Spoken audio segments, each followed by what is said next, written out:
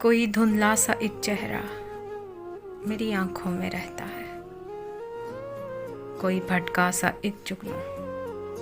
میرے خوابوں میں رہتا ہے، ایک مانوس سی آواز مجھے سونے نہیں دیتی، کوئی الجھا سا ایک جملہ میری یادوں میں رہتا ہے کس کے شبنمی آنچل کی خوشبو اب تلک مجھ میں، کوئی احساس مہکا سا میری سانسوں میں رہتا ہے، مجھے خود پر نہیں قابو، نہ میں کچھ بول سکتی ہوں، اثر یہ کس کے لفظوں کا میری باتوں میں رہتا ہے، دسمبر کی خنک راتیں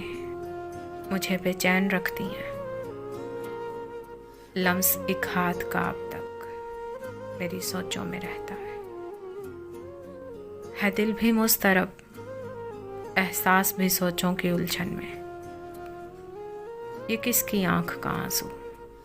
میری آنکھوں میں رہتا ہے۔